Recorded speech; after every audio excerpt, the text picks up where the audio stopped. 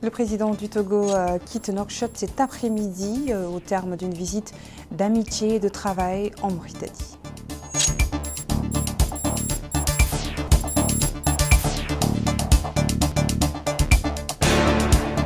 Le ministre de l'Éducation nationale et de la réforme du système éducatif signe avec Tarazour un accord pour l'appui au programme national de nutrition scolaire.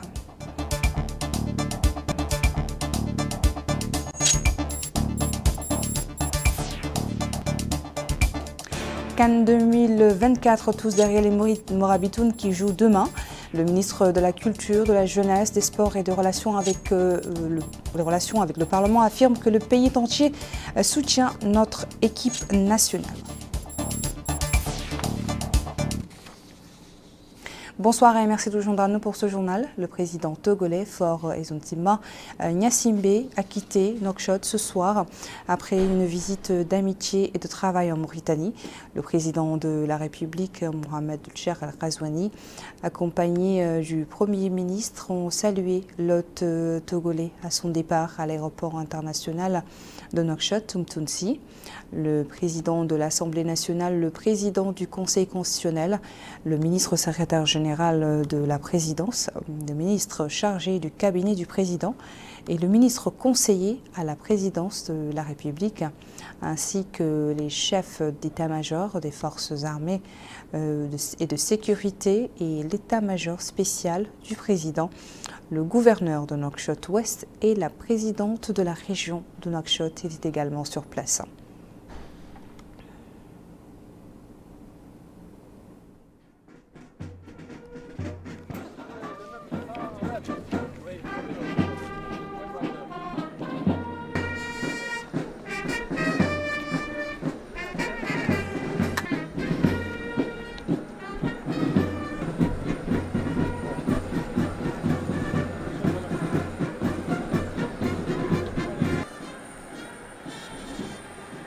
Le président de la République, Mohamed Cher Al-Ghazouani, s'est entretenu aujourd'hui au pavillon présidentiel de l'aéroport international de Nouakchott, Umtounsi, avec son homologue, le président de la République du Togo, Faure Esontima Gnassingbé, en visite en Mauritanie.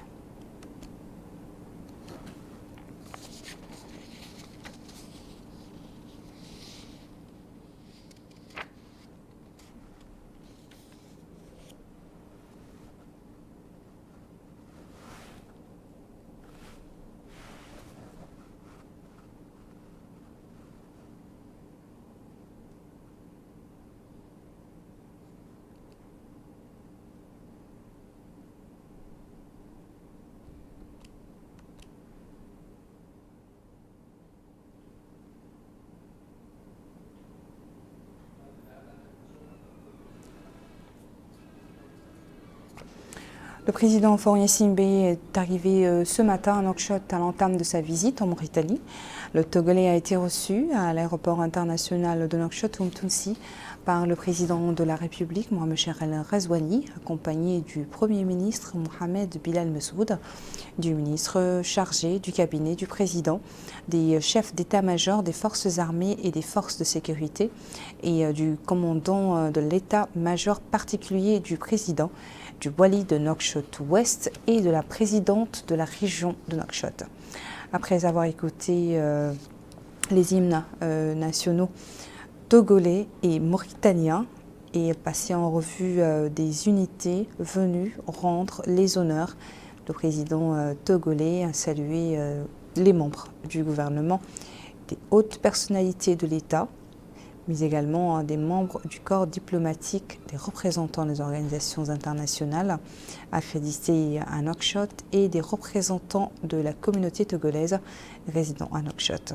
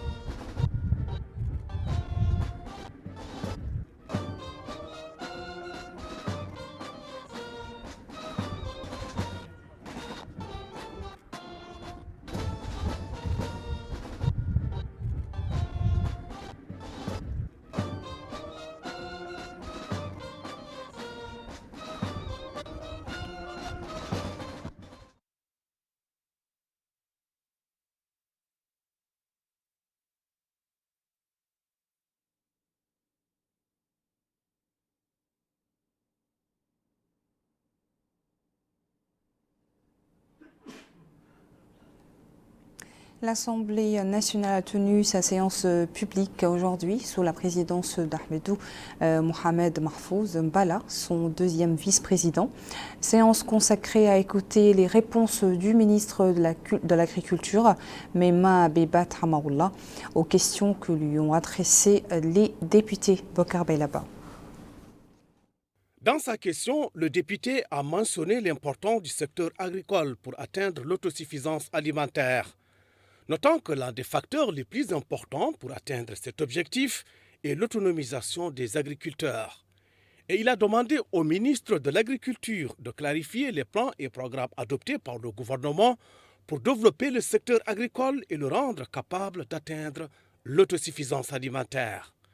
Et en réponse, le ministre de l'Agriculture, Memaoul Beibat, a déclaré que le secteur a préparé au cours des 4 dernières années un cadre sur la base du programme Taoudati du président de la République, M. Mohamed Ould Cheikh El Ghazouani, qui vise à optimiser l'exploitation des ressources et atteindre l'autosuffisance alimentaire. Il a précisé que cette procédure comprend la mise en œuvre d'un certain nombre de mesures, notamment l'augmentation des zones récupérées, la réalisation d'infrastructures et la construction de canaux d'irrigation. Il a souligné les efforts déployés pour briser l'enclavement des zones de production et entretenir les sources d'eau afin d'assurer la disponibilité de l'eau pendant les campagnes agricoles. Et à cela s'ajoute le développement de la culture maraîchère avec la participation des investisseurs privés. Le ministre de l'Agriculture a souligné que les différents projets de développement entrepris par le secteur visent à offrir aux agriculteurs des conditions appropriées afin d'atteindre l'autosuffisance alimentaire, rappelant que le secteur agricole a déployé d'importants efforts dans le domaine de la culture du blé. Actualité parlementaire toujours, la commission de l'orientation islamique, des ressources humaines, des affaires sociales et culturelles de l'Assemblée nationale a consacré la réunion qu'elle a tenue aujourd'hui à l'examen d'un projet de loi relatif à l'identification des abonnés aux services de communication électronique ouverts au public et utilisant leurs services.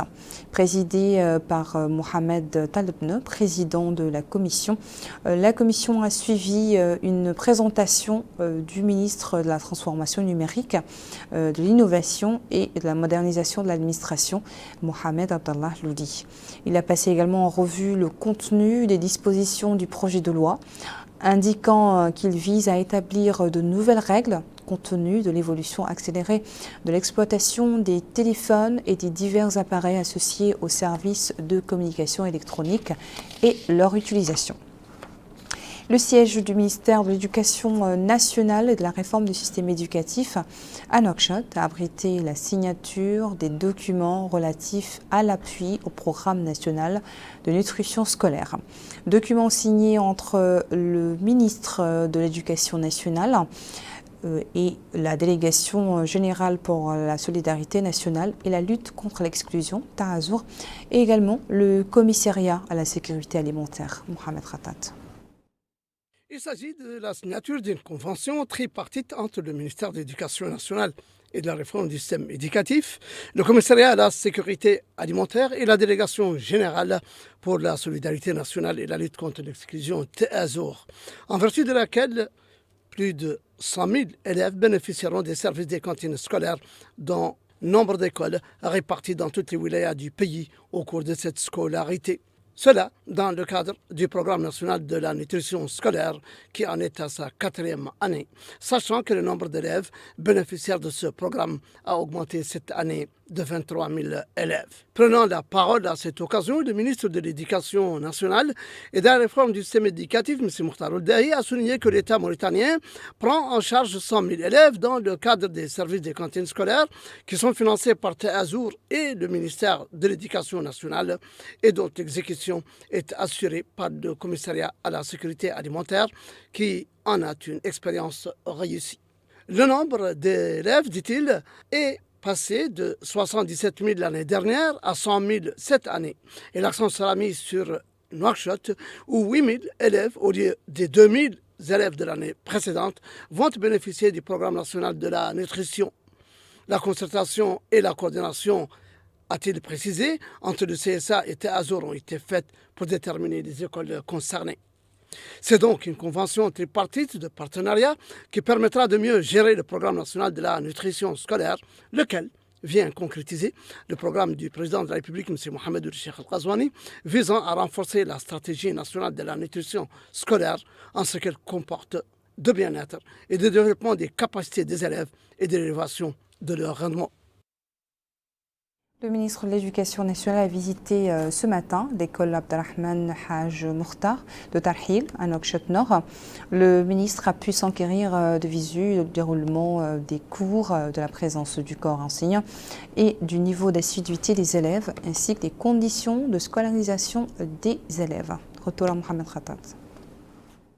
C'est ici, à l'école Abdelrahman Haj Mokhtar, à Tarhil, dans la wilaya de Nouakchott-Nord, que le ministre de l'Éducation nationale et de la réforme du système éducatif, M. Mokhtar Ould-Dahi, a entamé cette visite d'information et d'inspection, assistant à la levée du drapeau et au chant de l'hymne national entonné par les élèves, en compagnie du directeur régional de l'éducation et de la directrice de l'enseignement fondamental au niveau du ministère, ainsi que le président de la Fédération des parents d'élèves.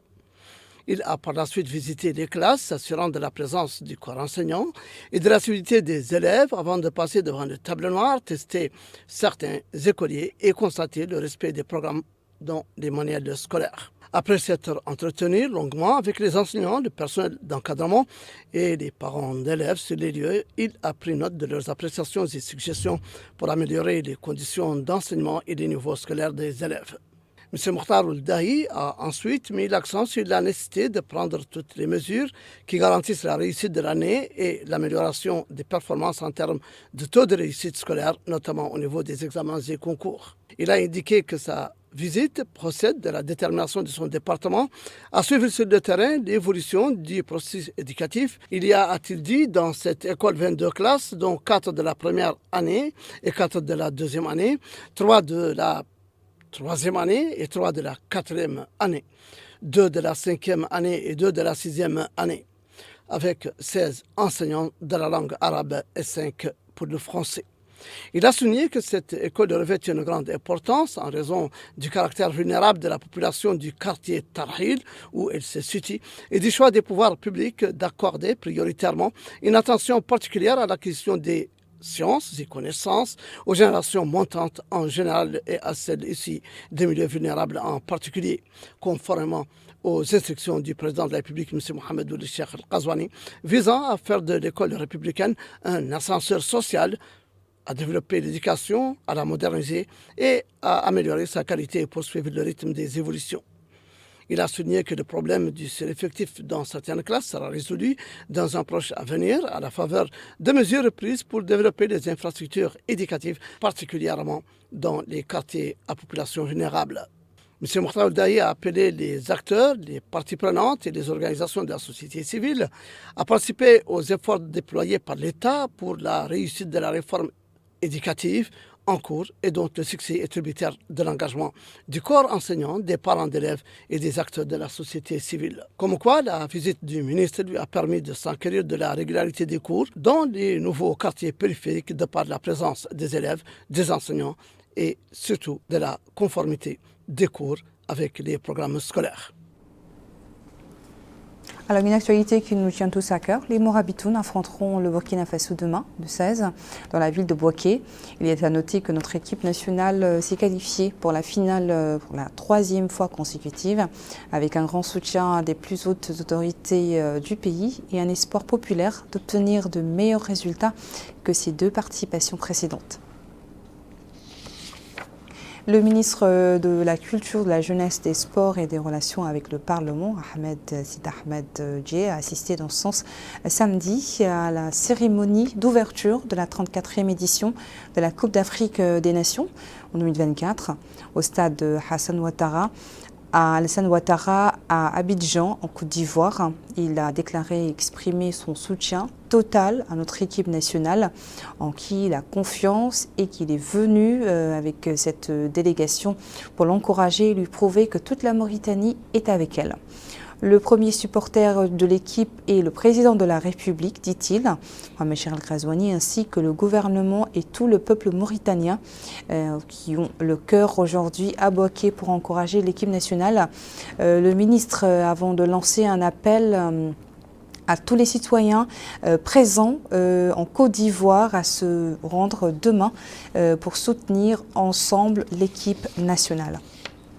Restons sur cette page sportive. Le staff technique de l'équipe nationale a tenu une conférence de presse au cours de laquelle il a fait la lumière sur les préparatifs en cours pour le premier match de l'équipe nationale en phase finale de la Coupe d'Afrique des Nations. Bakar Baylaba. L'équipe nationale de football El Mourabitoun entrera en lice demain face aux étalons du Burkina Faso à partir de 14h au stade de Bouaké en Côte d'Ivoire. Et en prélude à ce match, le sélectionneur national Amir Abdou était face à la presse pour expliquer l'enjeu de ce match. Et selon lui, l'équipe est prête à tous égards, non seulement pour participer au tournoi, mais aussi pour gagner. Et il a affirmé que les Mauritaniens, qu'ils soient présents avec l'équipe nationale ou supporters venus de loin, doivent être confiants et déterminés et soutenir les joueurs en toutes circonstances. De son côté, le capitaine des Mourabitoun, Yali Mohamed Allahi, a formulé l'espoir que cette participation sera meilleure que les précédentes. Et il affirme que le groupe est enthousiaste à l'idée d'écrire l'histoire dans cette édition et elle défendra avec les honneurs le pays. Au centre-ville de Bouaké, le comité de soutien aux Mourabitoun est déjà en action. Les supporters ivoiriens se sont mobilisés pour soutenir l'équipe nationale demain face au Burkina Faso. Alors, bonne chance au Mourabitoun. Le conseil du prix Shingiti a annoncé aujourd'hui l'ouverture des candidatures à la compétition pour l'année 2024 qui vise à honorer des recherches imminentes dans les domaines des études islamiques, des sciences, des technologies, de la littérature et des arts.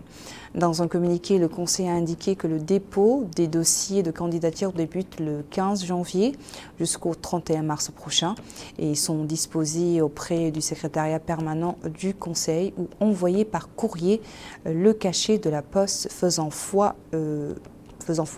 Selon le communiqué, les résultats seront annoncés au plus tard le 31 octobre 2024, précisant que chaque prix est constitué d'une attestation honorifique, d'une médaille et d'une subvention financière de 500 000 émerus. Hier soir, l'organisation de la jeunesse du parti El Sawab a organisé une soirée au siège du parti dans la capitale pour rappeler sa position en faveur de la cause palestinienne qui, selon ce parti, est la cause première de la nation. Cette manifestation se tient au 100e jour de l'agression israélienne contre la bande de Gaza. Les intervenants ont tous condamné l'agression barbare perpétrée contre les personnes innocentes, disent-ils, dans la bande de Gaza et le déplacement des populations appelant à la faim et demandant ainsi des comptes aux sionistes.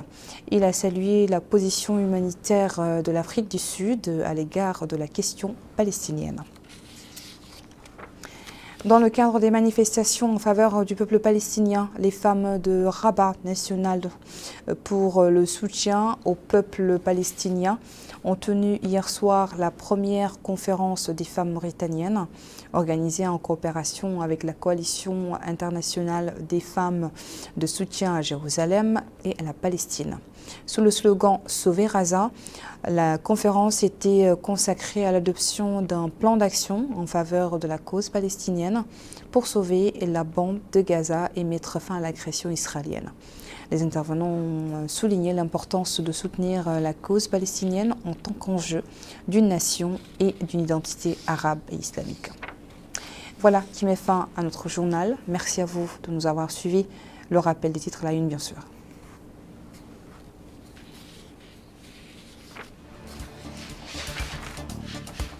Le président du Togo quitte Nouakchott cet après-midi au terme d'une visite d'amitié et de travail en Mauritanie.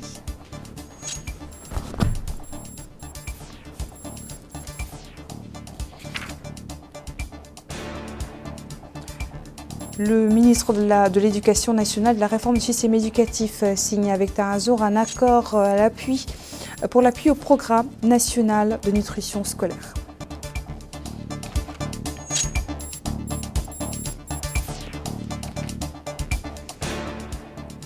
Cannes 2024, tous derrière les Morabitoun, le ministre de la Culture, de la Jeunesse, des Sports et des Relations avec le Parlement affirme que le pays entier soutient notre équipe nationale qui joue demain.